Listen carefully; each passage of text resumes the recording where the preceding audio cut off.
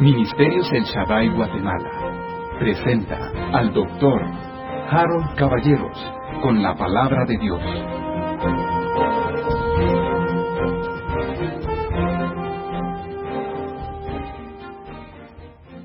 Esta es mi Biblia, la palabra de Dios. Yo soy lo que mi Biblia dice que soy. Tengo lo que mi Biblia dice que tengo. Y puedo hacer todo lo que mi Biblia dice que puedo hacer. Hoy la leeremos, la escucharemos y la semilla incorruptible de la palabra de Dios transformará mi vida para siempre. Amén.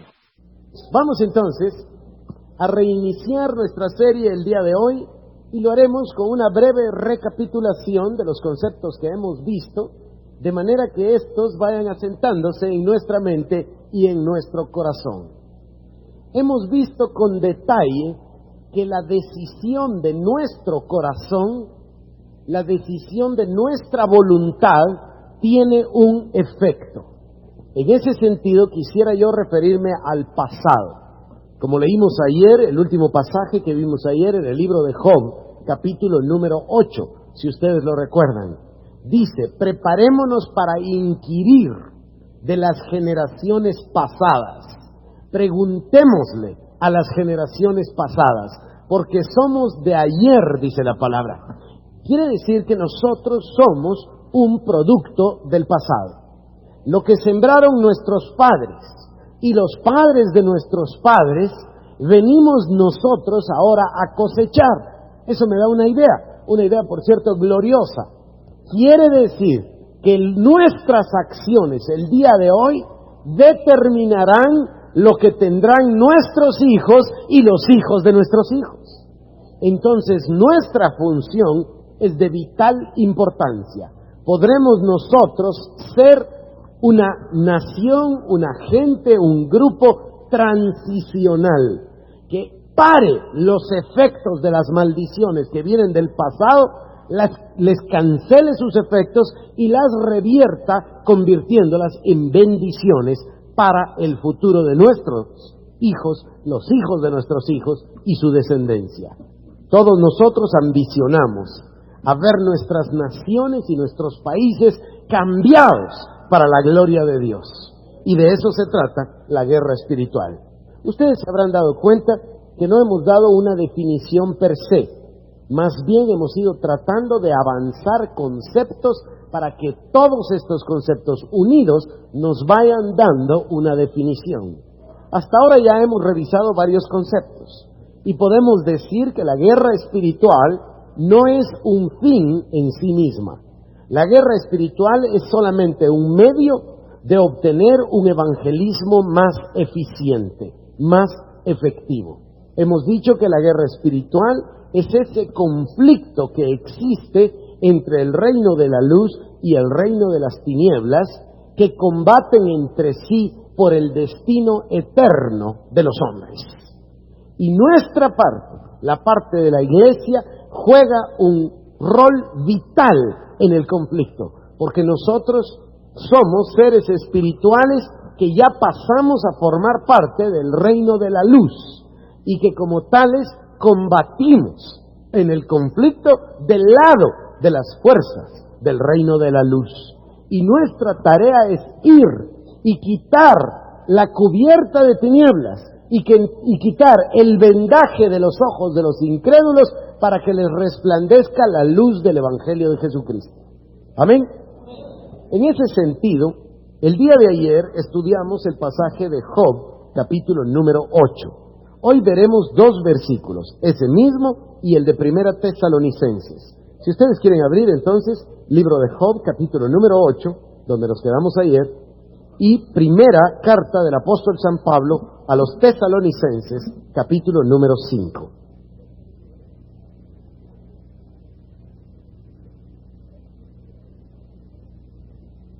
Estamos en una sección de la gráfica que ustedes tienen en la página 18, que dice el por qué, la herencia. la razón o por qué de este conflicto, la razón o el por qué existe la cubierta de tinieblas, por qué hay velo de ceguera, y le llamamos la herencia. Job capítulo número 8, versículo 8. Porque pregunta ahora a las generaciones pasadas, y disponte para inquirir a los padres de ellas, pues nosotros somos de ayer y nada sabemos, siendo nuestros días sobre la tierra como sombra. ¿No te enseñarán ellos, te hablarán y de su corazón sacarán palabras? El principio que se encuentra en este pasaje es un principio de vital importancia. La Biblia nos está diciendo que somos de ayer, somos el producto del pasado. Somos la consecuencia de las acciones de nuestros antepasados.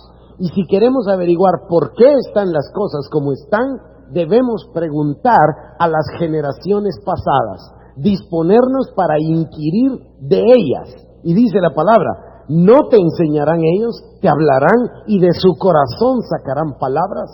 Entonces es vital, queridos hermanos, que nosotros estudiemos el tema de nuestra herencia. Y ahora pasamos al pasaje de Primera de Tesalonicenses, capítulo número 5 y versículo número 23. Este pasaje es uno de los pasajes más preciados para mí en la Biblia, porque veo con mucha claridad que Dios se refiere al ser humano integral, completo. Déjenme leérselos. Dice, y el mismo Dios de paz os santifique por completo, y todo vuestro ser, espíritu, alma y cuerpo, sea guardado irreprensible para la venida de nuestro Señor Jesucristo. Miren, yo creo que la Biblia está viva y es perfecta. Es la palabra de Dios. Y como tal, a mí me llama la atención, yo le pongo mucha atención al lenguaje, a cada palabra. En la Biblia cada palabra cuenta, cada repetición significa un énfasis, no es una casualidad. Y aquí, en un versículo que pudiéramos llamarle un pequeño versículo, hay un concepto tan importante que Dios lo recalca poniéndolo 2 veces de 2 formas distintas. Dice, y el mismo Dios de paz os santifique por completo. ¿Qué quiere decir completo?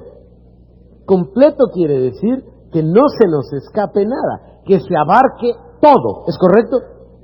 Bueno, dice que os santifique por completo, y luego la palabra dice punto y coma, y todo vuestro ser. 2 veces usa, en una completo y en la otra todo, las 2 palabras apuntan en la misma dirección. Que no se nos vaya a olvidar, dice Dios, que cuando yo estoy hablando de todo tu ser, estoy hablando de todo tu ser, coma, completo. ¿Me están escuchando? A veces nosotros cometemos un error y hablamos solo de las condiciones naturales del cuerpo. Otras veces, en cambio, hablamos solamente del desarrollo intelectual, el alma o la mente. Y otras veces tendemos a espiritualizarlo todo y hablar solamente del espíritu. La Biblia nos pone en balance cuando nos habla en este pasaje y dice que el mismo Dios de paz os santifique por completo y todo vuestro ser, y ahora nos explica cuál es todo nuestro ser, espíritu, alma y cuerpo, sea guardado irreprensible para la venida de nuestro Señor Jesucristo.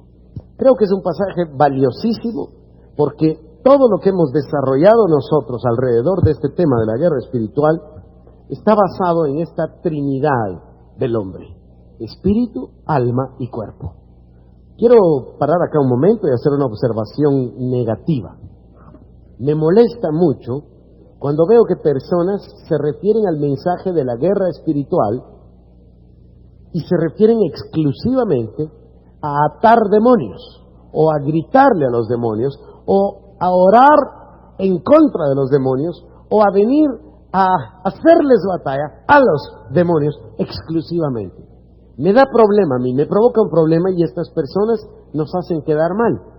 Y llevan al extremo la guerra espiritual y hacen que otros que potencialmente podrían venir a involucrarse al movimiento y convertirse en intercesores, se sientan mal y se retiren ante los excesos que ven.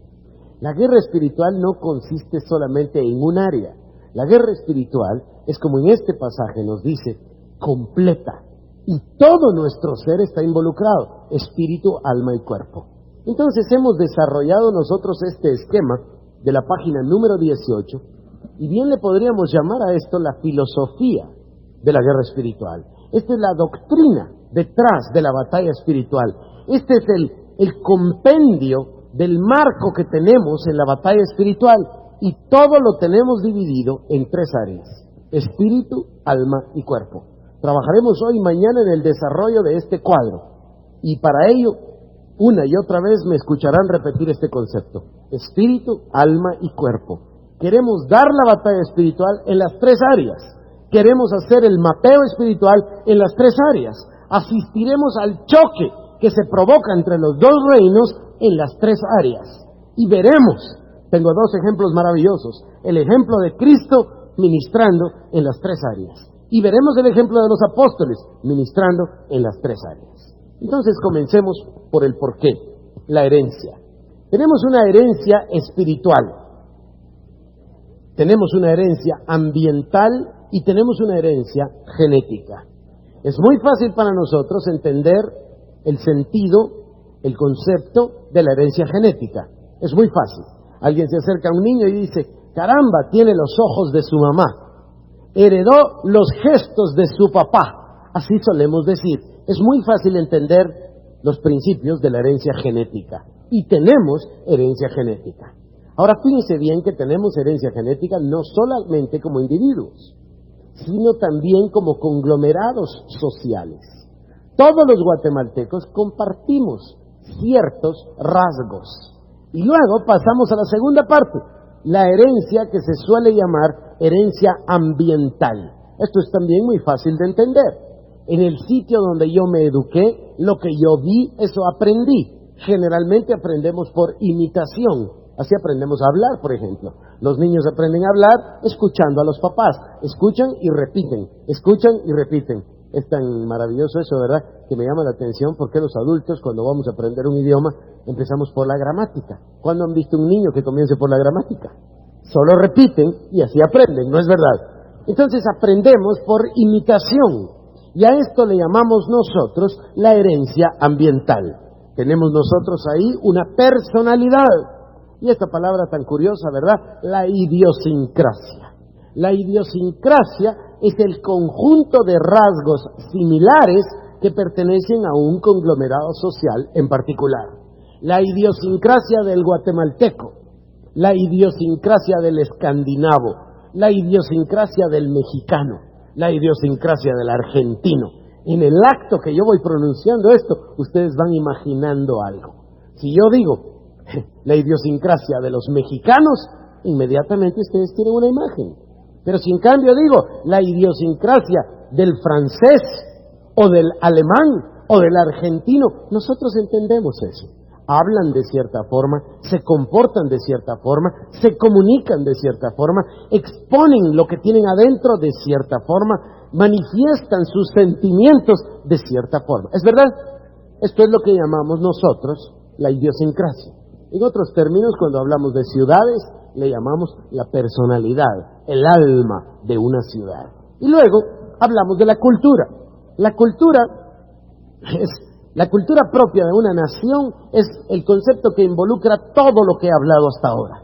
La manera de hablar, la educación del lugar, las razas del lugar, los rasgos del lugar, en fin, todo este conglomerado social llamado Guatemala tiene una cultura. Esa cultura tiene una música, tiene una expresión musical, tiene una expresión artística, tiene una expresión en pintura, tiene una expresión en arquitectura, tiene una expresión en la literatura, en fin. Eso es lo que nosotros llamamos la cultura.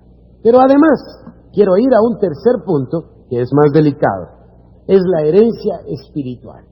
Generalmente considerábamos los 2 primeros pasos, la herencia genética y la herencia ambiental. Pero ahora hablamos de un tercero, más importante. Si ustedes se dan cuenta, lo puse de primero, no de tercero, acá arriba. La herencia espiritual. Y aquí vamos a hablar de algunos términos. Número 1, hablamos de las generaciones. Este es un concepto bíblico maravilloso. ¿Por qué maravilloso? Porque Dios dice, por ejemplo, que su bendición es hasta 1000 generaciones. Así lo cuenta Dios.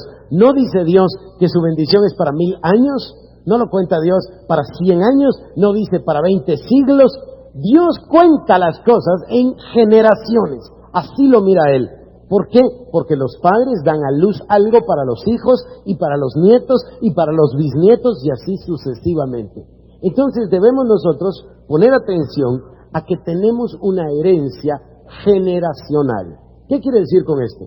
Quiero decir que no soy solamente el producto de mis padres, padre y madre, también de mis abuelos, sus padres de ellos, y también de los bisabuelos, y también de los tatarabuelos, ¿me están escuchando? Y así sucesivamente.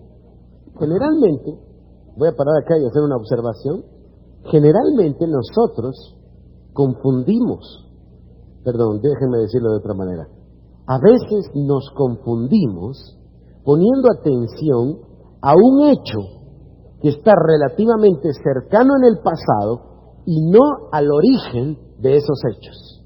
Déjenme decir, si nosotros, por ejemplo, dijésemos que todos los problemas de idolatría y todos los problemas de maldición se deben al factor de que fuimos conquistados hace 500 años, estaríamos nosotros equivocándonos. Porque ya cuando los conquistadores vinieron, ya había culturas idólatras aquí mismo. ¿Me estoy explicando?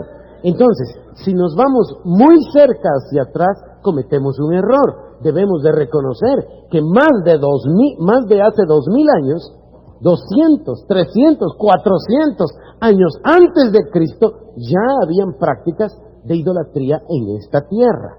Entonces debemos ir hasta la raíz para entender. Déjenme hacer otro paréntesis aquí, quizás nos aclare más. Si nosotros buscáramos cuál es la raíz de la idolatría, si buscásemos la raíz de los problemas, tendríamos que retroceder hasta el capítulo 10, 9, 11 de Génesis y llegar hasta Babel.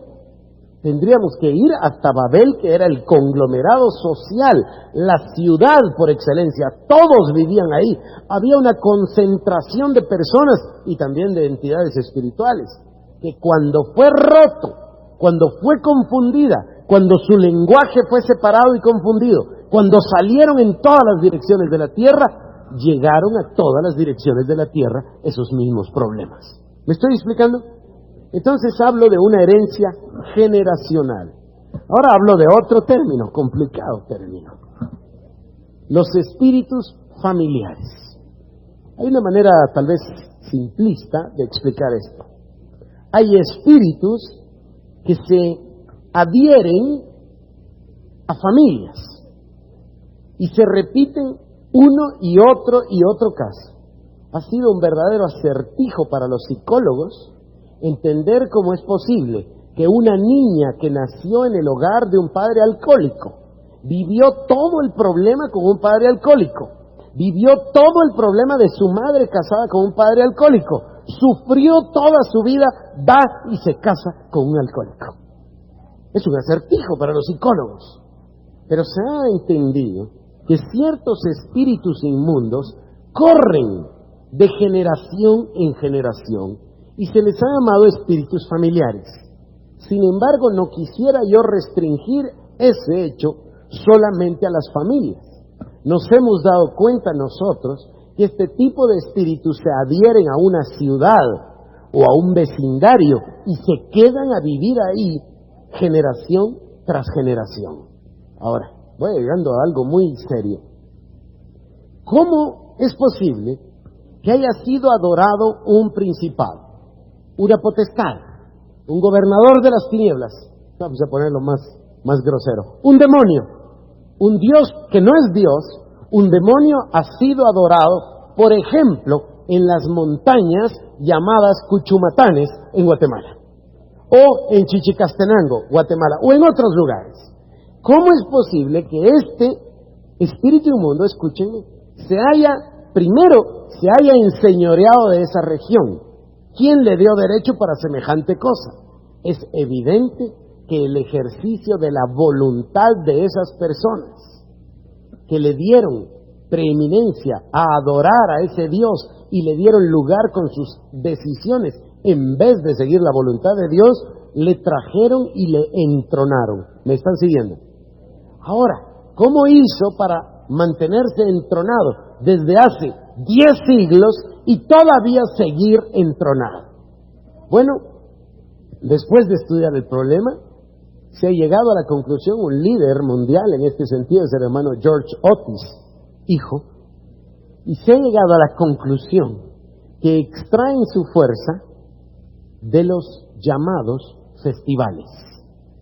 Festivales o celebraciones colectivas en la cual una generación posterior renueva el pacto de alianza o lealtad con estas fuerzas inmundas. Y después viene otra generación y como los niños nacieron y crecieron escuchándolo, vuelta otra vez. No quiero ser grosero, perdónenme, pero en las procesiones de Semana Santa, cargador, hijo de cargador, nieto de cargador, bisnieto de cargador. Es un ejemplo muy guatemalteco. Entonces, las nuevas generaciones participan en los festivales. Nosotros tenemos varios festivales en nuestros países latinoamericanos. Tenemos festivales, pero pocos se comparan, por ejemplo, al Festival del Sol en Perú. Este sí es un festival nacional enorme. Hay el festival a la Reina del Cielo, a la Diosa de la Luna en Singapur. Cecilia y yo nos tocó estar en Singapur a finales de septiembre del año pasado. Y todo el hotel estaba adornado con unos pastelitos. Nosotros no sabíamos qué era. Yo era curioso, andaba averiguando de qué serían los pastelitos. Y había muchos anuncios en el hotel y fuimos a varios lugares y vimos que en todas partes estaba este pastelito. Y nos llamó la atención y preguntamos y nos explicaron con claridad que era el Festival de la Reina del Cielo. Y que los pastelitos eran exactamente como en Jeremías 7, se los leí, tortas dedicadas a la Reina del Cielo. Entonces nos tocó justo en ese momento estar ahí en Singapur mientras se llevaba a cabo el festival. Uno de los días había mucha acción en el hotel, mucha gente entraba y salía, cientos de personas muy elegantes, porque era la fiesta y decidían ahí muchas cosas, tenían concursos, muchas cosas, porque era el día en el cual ellos celebraban el festival a la Reina del Cielo. Así encontramos a la Diosa del Sol, un festival en Japón.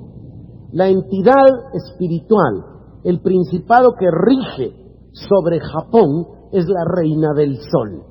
Y les quiero hablar de algo que a lo mejor es muy curioso, pero son ilustraciones que nos ayudan a entenderlo. En Japón, el Evangelio no entró nunca. 2000 años no entró el Evangelio. Pero en 1944, a raíz de la derrota en la Segunda Guerra Mundial, cuando se firmó la rendición de Japón por medio del general MacArthur, el general MacArthur pidió misioneros a Estados Unidos, su país. Y misioneros vinieron de Estados Unidos a Japón. Y por 7 años, que ahora se les llama la edad de oro del Evangelio en Japón, por los próximos 7 años, el Evangelio creció y se sembraron iglesias en Japón. Y de pronto cesó el crecimiento del evangelismo y volvió a la misma dureza de antes. Simple y sencillamente se volvió a cerrar. ¿Por qué? Bueno, les quiero contar que el emperador japonés, Hirohito, durante la guerra, al perdió poder. Entonces llegaron a la conclusión, hicieron una nueva constitución japonesa, probablemente ustedes saben los detalles mejor que yo, y el emperador cedió parte de su poder.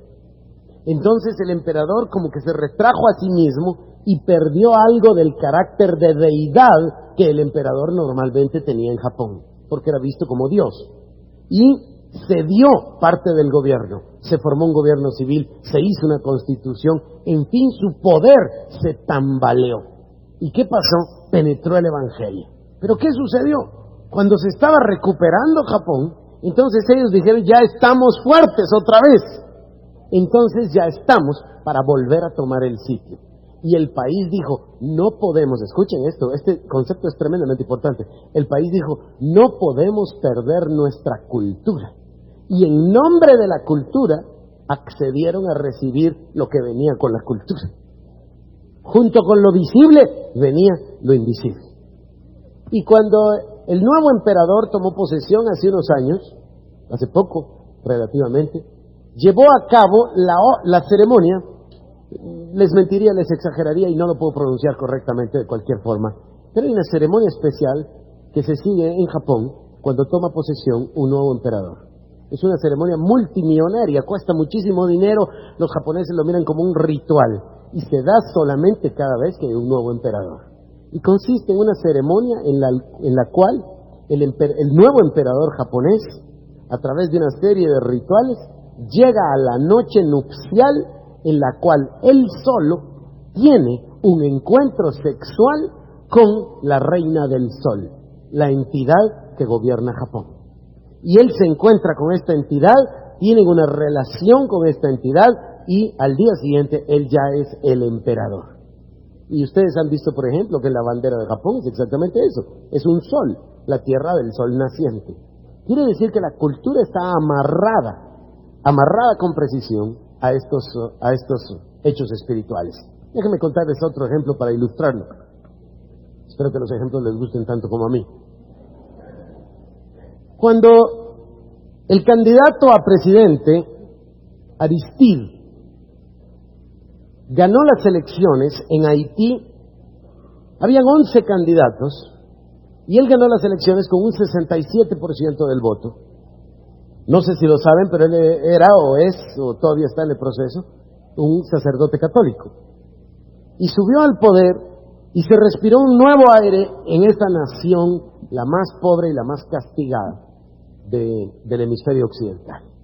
Y tomó posesión como presidente y nuevos vientos vinieron sobre Haití, de tal manera que los misioneros en Haití escribían reportes halagadores diciendo, parece que vivimos una nueva era, parece que el evangelio va a prosperar. Y las cosas comenzaron a marchar hasta que llegó un hecho poco conocido para los extranjeros.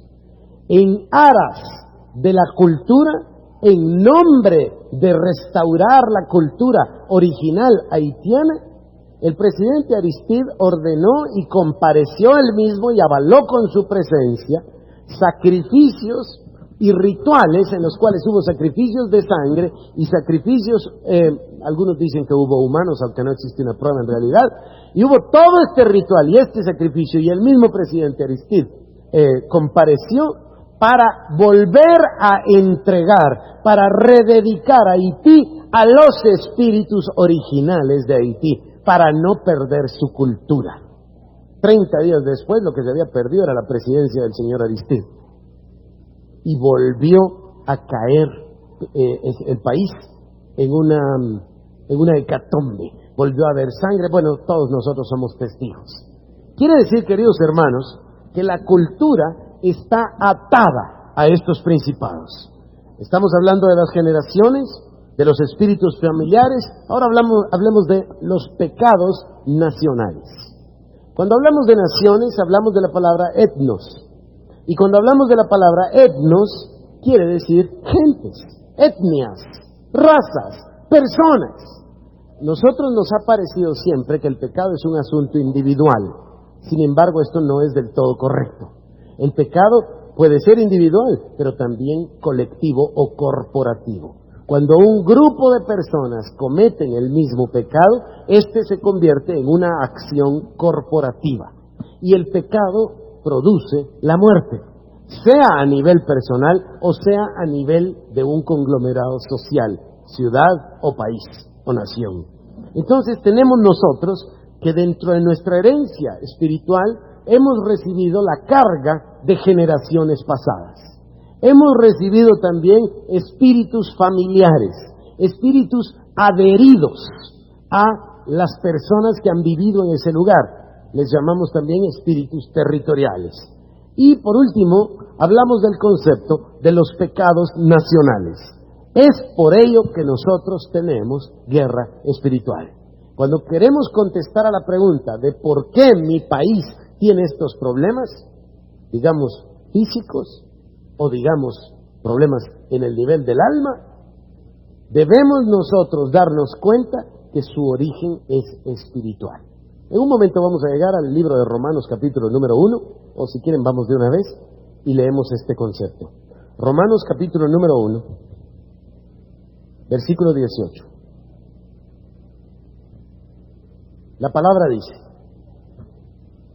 porque la ira de Dios se revela desde lo alto contra toda impiedad e injusticia de los hombres que detienen con injusticia la verdad, porque lo que de Dios se conoce les es manifiesto, pues Dios se lo manifestó, porque las cosas invisibles de Él, su eterno poder y deidad, se hacen claramente visibles desde la creación del mundo, siendo entendidas por medio de las cosas hechas, de modo que no tienen excusa. ¿De qué estoy hablando? ¿O de qué está hablando la palabra?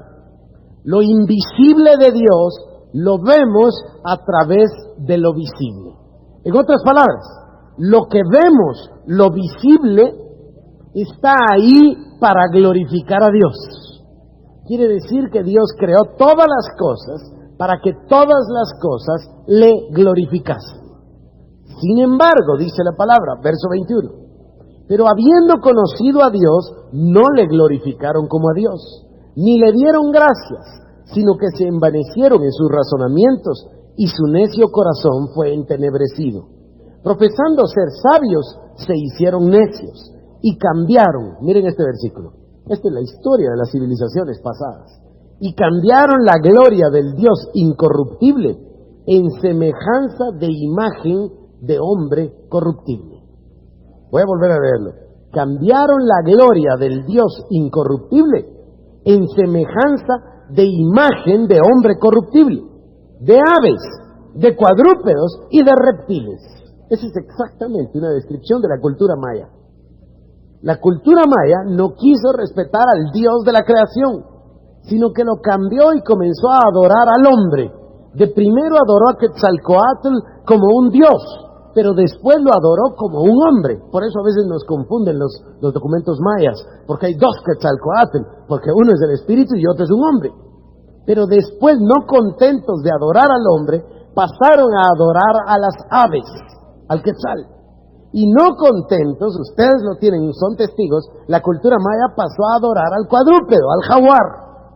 Y no contentos pasaron a adorar al reptil, a la serpiente. Este es en realidad un proceso degenerativo, ¿no es cierto? Y dice la palabra, por lo cual Dios también los entregó a la inmundicia, en las concupiscencias de sus corazones, de modo que deshonraron entre sí sus propios cuerpos, ya que cambiaron la verdad de Dios por la mentira, honrando y dando culto a las criaturas antes que al Creador, el cual es bendito por los siglos. Amén. ¿Se dan cuenta entonces? Cuando nosotros el día de hoy estamos escuchando tanto de lo que se llama el avivamiento de las religiones nativas, el avivamiento de las culturas nativas, no es sino la manifestación del plan del diablo para volver a instaurar sus gobernadores de las tinieblas. Y ahora regreso un momento y vuelvo a hablar de los festivales. Tenemos festivales en el mundo, se van a sorprender, o no sé si se van a sorprender, todas las semanas del año. Hay una verdadera guerra espiritual en el calendario. Todos los días del año, en algún lugar de la tierra, hay un festival dedicado a los dioses paganos. Por ejemplo, hace unos días, el martes 21, es el día del equinoccio de verano, ahí en Chichén Itzá, cuando desciende Quetzalcóatl, miles de personas. Una vez fui yo a Chichén Itzá, compré un video, me quedé sorprendido. Hasta 90,000 japoneses viajan desde Japón solo para ver cómo desciende la serpiente voladora. Ellos crearon esta pirámide de una forma milimétrica para que el sol le pegue en un ángulo en el cual empieza a descender la serpiente y hasta abajo está la fauce de la serpiente. Ese es un festival. Aquí en Guatemala tenemos festivales. Y mundialmente se celebran festivales más o menos modernos, como por ejemplo el día de Halloween. El día de Halloween o Día de las Brujas es de origen celta, inglés, no, bueno, inglés en el sentido pues de que viene de la Gran Bretaña, y es una práctica antigua, pero en años modernos ha sido un resurgimiento. ¿Para qué? Para darle poder a los espíritus inmundos. Después lo demostraré en la Biblia cómo ellos se nutren de este poder. Pero es una manera de cómo las generaciones posteriores renuevan su pacto con estos principados. No quiero aburrirles, así que pasemos a la próxima, número 20, por favor. Es el mismo 18 de ustedes, en el área que dice mapeo espiritual. En los últimos años se ha acuñado el término mapeo espiritual. Tengo el honor, el gran privilegio de estar entre los precursores de este movimiento de mapeo espiritual. De una manera absolutamente incidental, accidental y sobrenatural, venimos nosotros a vernos involucrados en esta práctica que se está haciendo tan popular y que las personas están verdaderamente, todos nosotros, agradecidos con Dios de que nos permita estar en medio de esto. ¿Qué es el mapeo espiritual? El mapeo espiritual yo lo defino como una técnica o como una tecnología que coadyuva con la guerra espiritual. ¿Qué quiero decir? Quiero decir que el mapeo espiritual es la manera de discernir exactamente los poderes en el reino espiritual, en el reino cultural y en el reino natural. Yo me he dado cuenta, al igual que otros que he estudiado, me he dado cuenta de que los principados y potestades, los gobernadores de las tinieblas, tronos, dominios, señoríos, poderes, autoridades, etcétera, no se va a olvidar que todavía no hemos entrado a eso, ya vamos. Estas entidades espirituales quieren dominar y subyugar al hombre, pero como ellos son espíritu, solo lo pueden hacer cuando demonizan a una persona o a un conglomerado social. Es muy claro el ejemplo de la demonización, porque casi todos hemos tenido acceso a ver lo que se llama echar fuera demonios. Hemos tenido acceso a ver personas oprimidas por demonios, o a lo mejor nosotros mismos hemos experimentado que nos liberen y nos liberten de esa opresión. Entonces estamos más o menos familiarizados con el concepto. Pero acá no estamos hablando solo de demonización de personas, sino estamos hablando de demonización de naciones enteras. Y el mapeo espiritual viene siendo un arma de diagnóstico. Yo suelo decir esto: lo que la radiografía es para el doctor, el mapeo espiritual es para el intercesor.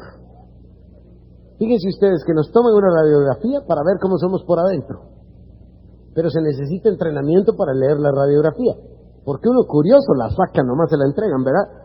Y miren cómo soy por adentro, pero no mira nada. Pero el doctor la pone ahí y dice este es el problema. ¿Sí o no? Bueno, así como esa radiografía es para el médico, el mapeo espiritual es para el intercesor. El mapeo espiritual es la imagen que se toma de las regiones celestes. Entonces nosotros, si pudiera existir un aparato que tomara una foto de las regiones celestes, algo así como los rayos X, entonces obtendríamos un mapa. Y eso es lo que el mapeo espiritual hace. El mapeo espiritual nos indica qué fuerzas están sobre qué territorios. ¿Recuerdan el caso de Ezequiel capítulo número 4? Dios le dice a Ezequiel: toma una tableta de yeso, de barro, un adobe, y dibuja la ciudad de Jerusalén. ¿Recuerdan ustedes? Ahora toma una pieza de hierro, una plancha de hierro, y ponle sitio a la ciudad de Jerusalén. Ese es un ejemplo de mapeo espiritual. Mapeo espiritual entonces es la dinámica, si le puedo llamar así, la tecnología o la técnica por medio de la cual podemos discernir las fuerzas o poderes que están sobre un determinado territorio. Ahora dije fuerzas o poderes porque no solamente estamos hablando de demonios. Mapeo espiritual no quiere decir solo buscar demonios, sino ver las fuerzas que imperan en un determinado territorio. Y en un determinado territorio podemos ver una tremenda apertura de los cielos. Y entonces las fuerzas no son demoníacas, ¿me explico? Sino que son los ángeles de Dios. Pero en otros casos podemos ver las fuerzas demoníacas. Entonces, mapeo espiritual es una técnica por la cual nosotros discernimos, como dice la palabra en Romanos capítulo 1, versos 18 al 20, lo visible nos muestra lo invisible. Lo que podemos ver nos explica lo que no podemos ver. Y hemos dividido la técnica del mapeo espiritual en las mismas tres áreas: espíritu, alma y cuerpo. Y para llevar a cabo la técnica del mapeo espiritual, nos dividimos en tres grupos de personas. Esto provoca risa cada vez que lo comparto. Buscamos tres clases de personas. La persona que va a estar en el grupo que le llamo factor espiritual son los intercesores. Esta es la gente que sabe oír a Dios. Saben orar y oyen a Dios. Los intercesores. Intercesores maduros que de verdad saben oír a Dios. A esto los ponemos en este grupo que le llamamos factor espiritual. Pero tenemos un segundo grupo de personas que usamos para hacer un mapa espiritual, y es el factor histórico o cultural. Estos son los que salen a buscar la personalidad del territorio. Salen a buscar la idiosincrasia, la cultura, la historia del lugar. Y por eso le llamamos factor histórico o cultural. En realidad es el alma de la ciudad o el alma del territorio que queremos mapear. ¿Quiénes son estos? Estos son los que yo llamo gusanos. ¿Gusanos se dice? ¿Gusanos de biblioteca? Ratones de biblioteca se dice, perdonen. No se dice gusanos en inglés. Sí, ¿verdad? En inglés se dice gusanos. Bueno, está bien. Oscar los tradujo ratones, está bien. Las personas que les gusta estar metidas en los libros, que leen la historia, que van a la biblioteca, que hacen investigación, es este tipo de personas. Y después tenemos un tercer grupo. Generalmente en este tercer grupo es gente muy energética. Le llamamos el factor físico. Gente energética que le gusta salir a la calle y caminar y hacer, perdonen la expresión guatemalteca, estos son los que peinan las calles. Los que van y buscan. Y dividimos a la gente en tres grupos y no permitimos que se comuniquen entre sí, sino que al contrario, se pueden comunicar dentro de su grupo, pero no con los otros grupos, porque la información de los tres, el cruce de la información, va a ser una valiosa, muy valiosa confirmación. De esta manera cubrimos el cuerpo, el alma y el espíritu del territorio. Los intercesores se ponen a orar y a interceder. Yo les voy a contar brevemente lo que nos pasó una vez. Queríamos abrir una iglesia, queríamos abrir un santuario regional, pensando en la dificultad que existe de transporte público, y viendo que el miércoles en la noche no teníamos la misma asistencia de personas, básicamente por la ausencia de transporte público. Entonces revisamos las estadísticas, nos dimos cuenta que el 45% de la congregación vivía en las zonas 7, 19 y 21, y entonces lo natural, lo lógico para nosotros, era ir y poner un santuario, un templo, ahí, de manera que pudiéramos alcanzarlos, y ellos tuvieran un acceso rápido. Entonces, comenzamos a orar a Dios para buscar un territorio. Así fue como paramos en el mapeo espiritual, les quiero contar. Y entonces, esto es muy curioso lo que pasó. Oramos a Dios y oramos a Dios, ayunamos, buscamos su rostro para que nos dijera por dónde. Y el Señor nos mandó un terreno.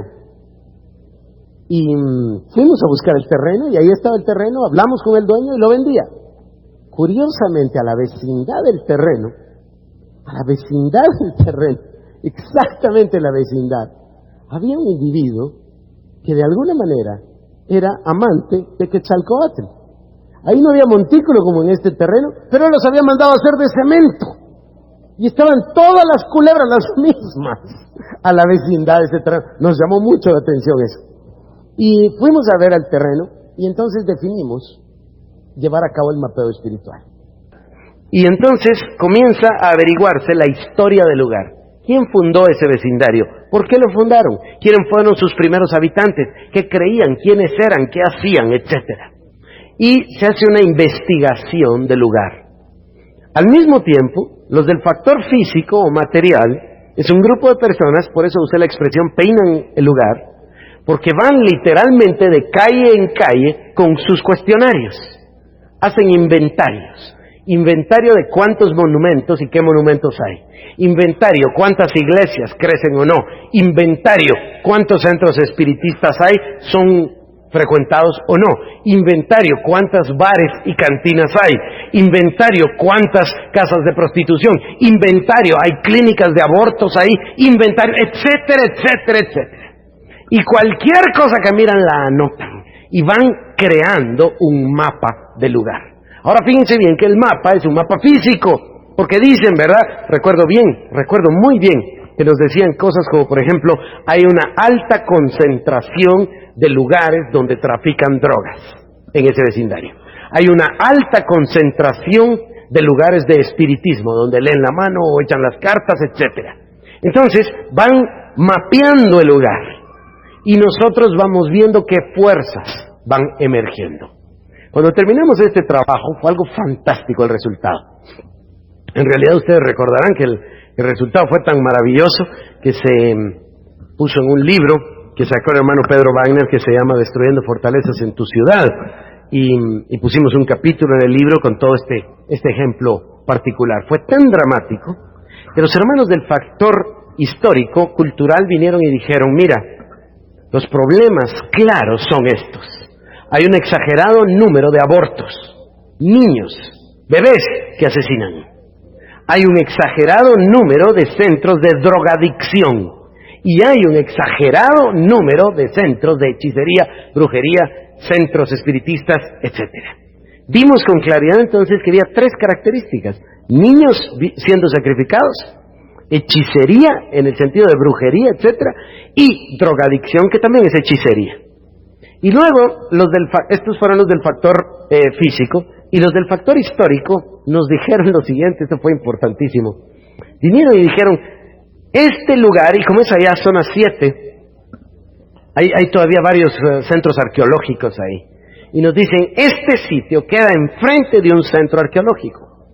Y hemos llegado a la conclusión, después de visitar la universidad, el museo, el instituto, etcétera, de que las personas que vivían ahí tenían tres problemas básicos. Hacían sacrificios de niños, nos dijeron. Número 2, si bien no conocían la drogadicción como se conoce hoy, ellos consumían hongos alucinógenos y se dice que también marihuana. Estamos hablando de los mayas. Teníamos ya el segundo factor. Y el tercero nos dicen, con certeza podemos afirmar que eran observadores de los tiempos, observadores de los astros, adoradores de la luna, adoradores del sol. Teníamos los mismos factores, hechicería, brujería y lo de los niños. El grupo de intercesión hizo un trabajo fantástico también y vino con sus conclusiones.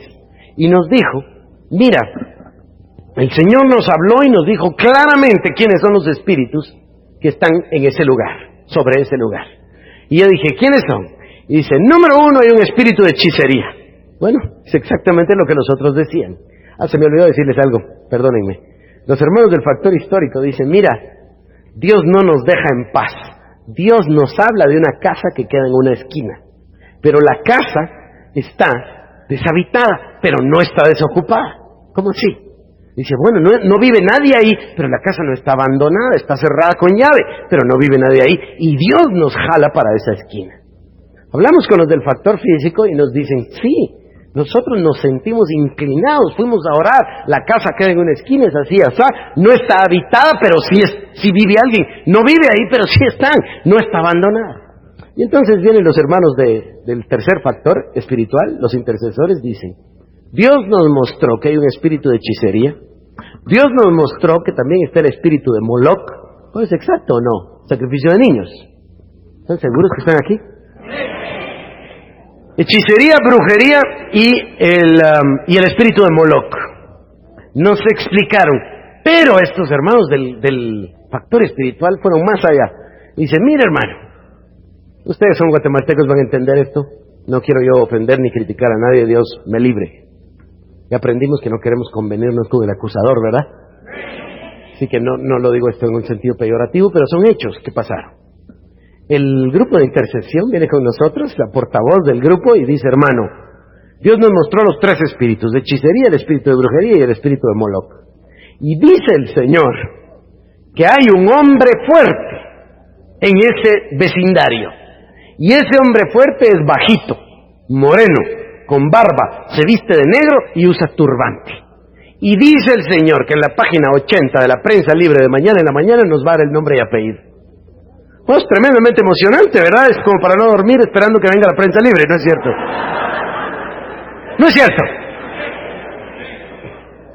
Hermanos, nosotros abrimos la Prensa Libre en la mañana a la página 80, y la página 80 resultó tener el horóscopo y la foto de un hombre bajito, moreno, con barba, turbante y vestido de negro. Los hermanos del factor físico salieron corriendo. ¿Saben de quién era la casa? De esta persona.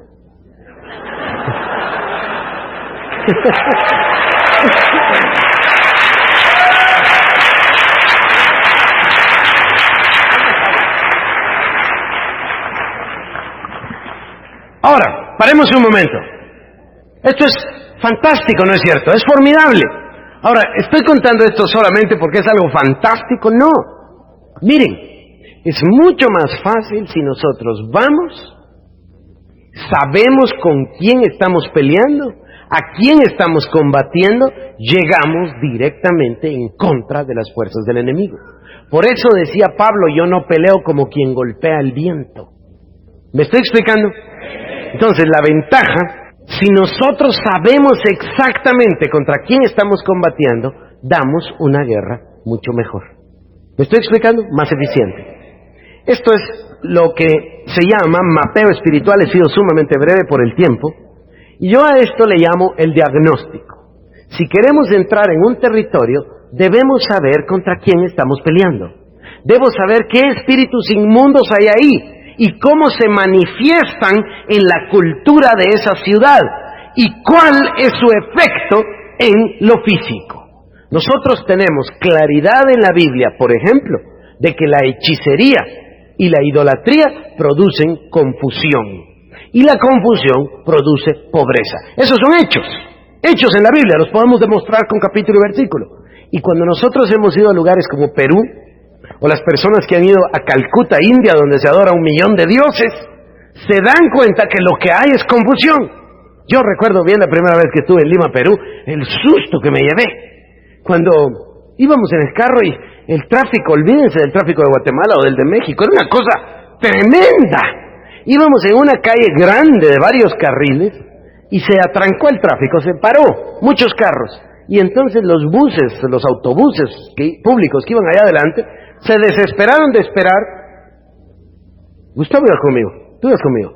Y ¿saben qué hicieron?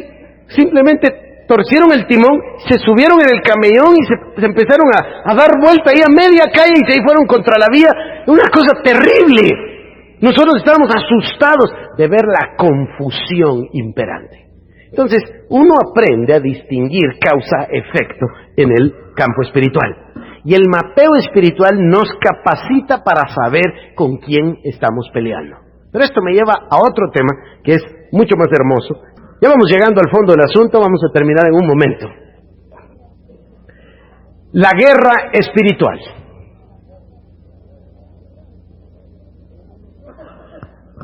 Cuando nosotros reconocemos que hay problemas y reconocemos que los problemas tienen un origen espiritual, queremos hacer un diagnóstico para saber contra quién o contra qué estamos peleando. Yo he llegado a darme cuenta en este tiempo, país tras país tras país, que cada problema nacional tiene un origen espiritual. El día de ayer yo les hablé de las características comunes entre América Latina, Italia, España, Portugal, Filipinas, Irlanda, ¿recuerdan? ¿Sí? Y les expliqué que teníamos en común a la Iglesia Católica. Hoy quiero ir un poquito más allá y explicarles la raíz del problema de estas naciones, de las naciones que han tenido a la Iglesia Católica como entidad religioso-espiritual. ¿Cuál es el problema? El verdadero fondo del asunto, el verdadero problema de las naciones que han estado bajo el dominio o señorío de la Iglesia Católica, y quizás fue Simón Bolívar, paradójicamente, por cierto, quien lo enunció de una manera más grotesca. Probablemente recuerden ustedes las 10 máximas de Simón Bolívar, cuando escribió acerca de América Latina. Yo no recuerdo las 10 de memoria ahora, pero recuerdo algunas. Dijo, América Latina es ingobernable. Número 2, dijo, América Latina está condenada a terminar siendo dividida en varias naciones, gobernadas por pequeños tiranuelos. Ni siquiera dijo tiranos, tiranuelos. Y recuerdo la más dura, ¿verdad? Sin duda el hombre estaba pasando un momento de gran desaliento. Dice, lo único posible en América Latina es emigrar. ¿Recuerdan ustedes las máximas de Simón Bolívar? Bueno, Simón Bolívar había sido un hombre que había ido a Estados Unidos, había observado de cerca el proceso constitucional americano como un modelo para América Latina. Recuerden que es el libertador. Él quería fundar la Gran Colombia, ¿recuerdan ustedes? Y tenía todas esas naciones y quería darles una constitución. Buscó el mejor modelo que existía, que era el americano. Se movió hasta Estados Unidos, en ese tiempo era un gran trabajo viajar. Fue a Estados Unidos a estudiar el derecho constitucional, a estudiar la Constitución. Regresó y adoptó una Constitución con el espíritu de la Constitución americana, la puso en acción y la cosa no caminó. Años después, lleno de desaliento, escribió esto que les acabo de narrar brevemente, aunque no en forma completa. ¿Y cuál es el problema de Simón Bolívar y el problema de América Latina? Y la diferencia con la sociedad anglosajona o con la sociedad norteamericana. Quiero hacer un punto específico con esto. Los países que han estado por siglos bajo la Iglesia Católica fueron sujetos al mayor problema que pueda tener un ser humano. Fue prohibida la Biblia. Por siglos, desde que se fundó la imprenta, fue prohibida la lectura de la Biblia. La Iglesia Católica la prohibió. Ustedes recordarán que Europa salió del oscurantismo, y quiero parar acá y dejar que esto baje en sus corazones y recordarles que solo Europa tuvo oscurantismo. Solo Europa. Las dinastías chinas, coreanas, japonesas, todo el mundo siguió su progreso. Solo en Europa, en el mundo llamado occidental, se produjo una edad media oscurantista. ¿Por qué se prohibió la Biblia? Ustedes recordarán cómo se generó la reforma. Lutero leyó la Biblia, y como la leyó se dio cuenta de lo que Dios decía, y se provocó la reforma, al punto que el mismo Lutero llevó a cabo la traducción al alemán, para que se pudiera leer y la hicieron disponible al público. Cuando el público leyó la Biblia, recuerdan lo que dice el Salmo, la exposición de tus palabras alumbra, lámpara es a mis pies tu palabra. Cuando la Biblia vino, la luz vino y el avivamiento y la reforma vinieron. Pero en todos nuestros países se mantuvo la prohibición por siglos. Entonces el hombre no creció porque no recibió luz. Su ser interior no se desarrolló porque no había Biblia.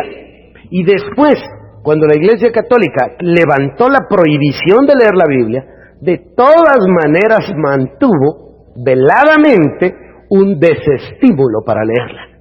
Ya no era prohibida, pero se desestimulaba continuamente hasta 1962. Fue el Concilio Vaticano II, en los años 60. O sea que hace apenas 30 años que se dice, lean la Biblia. Entonces nos encontramos con que no hubo luz. Como no hubo luz, el corazón de la gente no fue cambiado. Como el corazón de la gente no es cambiado, todavía seguimos condenados a esa ingobernabilidad, golpes de Estado, revolución, derramamiento de sangre y corrupción del que les hablaba, porque seguimos metidos en esa opresión. Ahí viene la importancia de entenderlo. Si nosotros entendemos desde el principio como lo estamos entendiendo, entonces queremos echar mano de las radios, de las televisiones, de los libros, de las imprentas, sobre todo de los colegios y de las universidades, para cambiar la generación próxima. ¿Me están siguiendo? Para poner la luz de la palabra, porque estamos entendiendo que el problema espiritual se refleja en la cultura y después se vive la consecuencia en lo físico. La ingobernabilidad, la pobreza, el analfabetismo, las clases sociales, en fin, todos estos problemas sociales no son solo sociales, son problemas espirituales. Necesitamos combatir a esos seres espirituales arriba en los aires y luego necesitamos combatirlos aquí abajo. Y luego viviremos las consecuencias en lo natural. ¿Me están siguiendo? Espero estarme explicando con claridad. Voy a terminar en breve. Voy a hacer una descripción y mañana voy a entrar con detalle a este tema.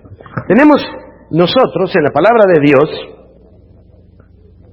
están casi todos los pasajes aquí, Efesios 6:12, Efesios 1:21, Colosenses 1:16, Colosenses 2:15, Romanos 13:1, Primera de Corintios capítulo número 15, versos 22, 23 y 24.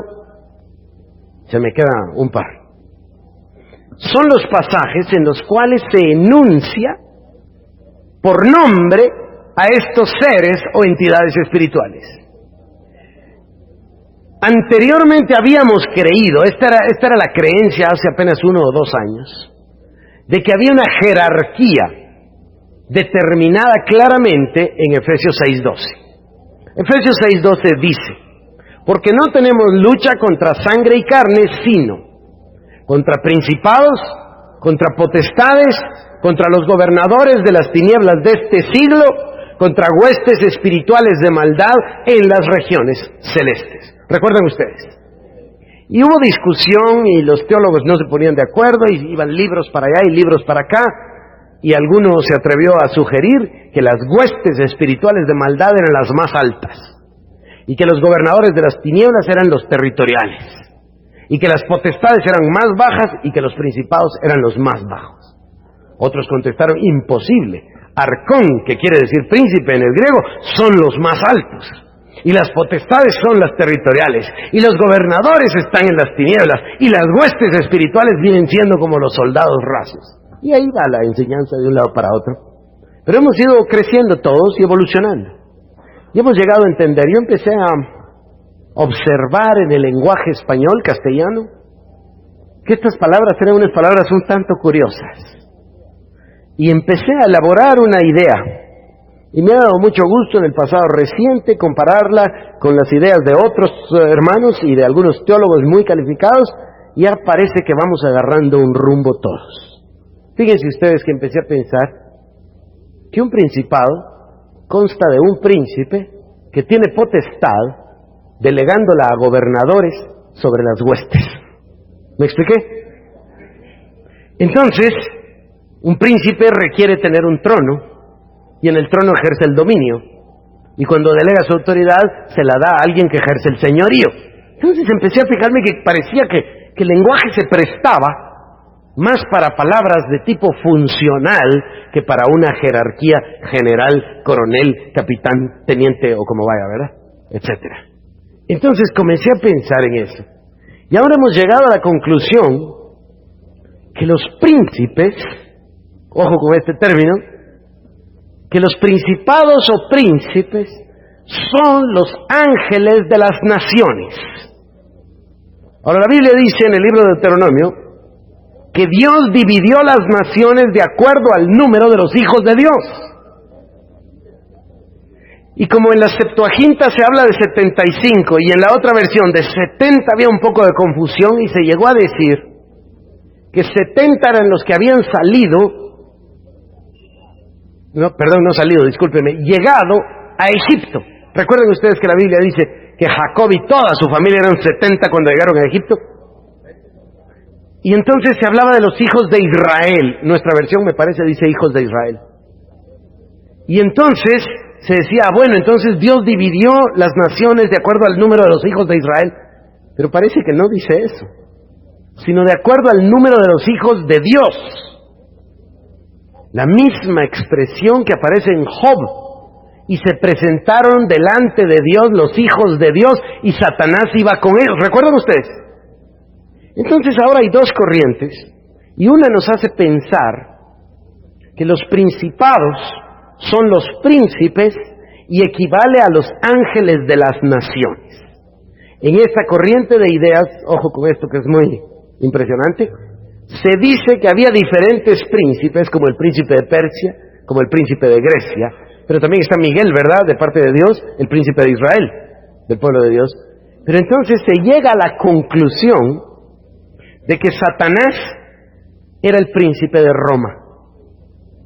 Y se dice que era el príncipe de Roma, y algunos dicen probablemente se debe a que Roma ejercía una hegemonía sobre todas las naciones conocidas. Y que entonces, a través de ese poder, Satanás obtuvo poder sobre todo, es decir, ejercía poder sobre todos los demás príncipes. En fin, vamos a entrar en detalle a eso porque es muy importante, pero déjenme nada más enunciarlo. Tenemos una cantidad de seres o entidades espirituales llamados demonios, de diversos rangos, que se llaman principados, gobernadores de las tinieblas de este siglo, huestes espirituales de maldad. Me comí una palabrita, ¿verdad? Potestades. Porque existe el consenso de que las potestades no son unos seres espirituales. Y eso me interesa muchísimo a mí para nuestra exposición. Se ha llegado a la conclusión que las potestades o la potestad consiste en el área de autoridad de estos seres espirituales. En el área de autoridad que se traduce en la atmósfera que nosotros vivimos y absorbemos. O sea que podemos vivir debajo de una potestad. Una potestad entonces no vendría a ser un ser espiritual per se, sino una cubierta de tinieblas. Alma. Siempre estamos en espíritu, alma y cuerpo. Tenemos en la guerra espiritual a estos contrincantes, principados, potestades, gobernadores, huestes, tronos, dominios, señoríos, autoridades y todo nombre que se nombra, no solo en este siglo, sino también en el venidero. Pero en el área del alma hay otras palabras. 2 Corintios capítulo 10, versos 3, 4 y 5 dice: aunque andamos en la carne, no militamos según la carne. ¿Recuerdan ustedes ese pasaje? Porque las armas de nuestra milicia no son carnales, sino poderosas en Dios. Bueno, cuando nosotros leemos esto pensamos, estamos hablando de unos dardos divinos para destruir demonios, pero no es lo que dice. Continúa y dice: las armas de nuestra milicia no son carnales, sino poderosas en Dios para la destrucción de fortalezas. Nos confunde un poquito la palabra fortaleza. Fortalezas, dice. Argumentos. En inglés dice imaginaciones. Y toda altivez que se levanta contra el conocimiento de Dios, llevando cautivo todo pensamiento a la obediencia a Cristo Jesús. Entonces esto nos involucra o nos lleva o nos envuelve a otro género de circunstancias. Ya no estamos hablando de seres espirituales en las regiones celestes. Ahora estamos hablando de su manifestación en medio de nosotros. Tal vez nos ayude el versículo de Génesis 2:7 en este particular momento. Génesis 2:7 dice que Dios formó al hombre del polvo de la tierra. Curioso esto, fíjense, dice, formó al hombre del polvo de la tierra y luego sopló en su nariz aliento de vida. ¿Recuerdan eso? Bueno, formó al hombre del polvo de la tierra, formó el cuerpo del hombre del polvo. El cuerpo, la parte corporal. Este cuerpo se relaciona con el polvo, por eso dice polvo eres y al polvo llegarás, ¿verdad? Entonces, del polvo, el hombre físico, el cuerpo. Y cuando Dios lo tuvo ahí físico, cuerpo, materia, entonces vino Dios y sopló en su nariz aliento de vida. Esta era la vida de Dios, la vida divina. Y cuando vino, esto es el Espíritu, ¿correcto? El mismo Jesús sopló el Espíritu sobre sus discípulos. Cuando vino el Espíritu sobre el cuerpo, dice la palabra, y Dios formó al hombre del polvo de la tierra, y sopló aliento de vida en su nariz, y vino el hombre a ser un alma viviente. Esa es la Biblia de las Américas, la Reina Valera dice, vino a ser un ser viviente. Quiere decir que en el instante que estaba aquí el Espíritu, y aquí el cuerpo, cuando se fundieron, provocaron una tercera área, el alma. ¿Me están siguiendo? Con el cuerpo el hombre se relaciona con el medio ambiente. Con el espíritu el hombre se relaciona con Dios. Con el alma el hombre se relaciona con ambos. Y el alma es esa parte donde se toman las decisiones. Somos hechos a imagen y semejanza de Dios. Tenemos alma. ¿A quién rinda el alma el hombre? O la rinde a la carne o la rinde al espíritu. ¿Me están siguiendo? De la misma manera acá, tenemos nosotros principados, potestades, gobernadores. Pero para que ellos tengan un efecto, podemos bajar, hermano, para que tengan un efecto en el cuerpo, en lo físico, y tengamos nosotros consecuencias físicas. Hablemos de nuestra América Latina: pobreza, necesidad, corrupción, derramamiento de sangre, muerte, idolatría.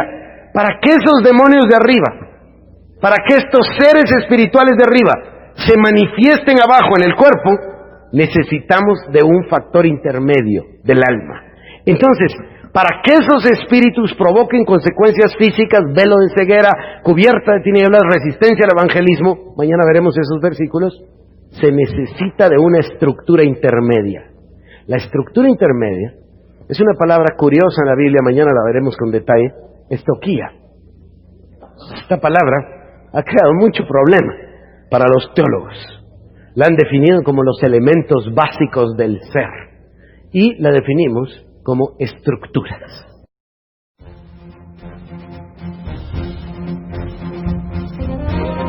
Ministerios El Shaddai Guatemala presentó al Dr. Harold Caballeros con la palabra de Dios.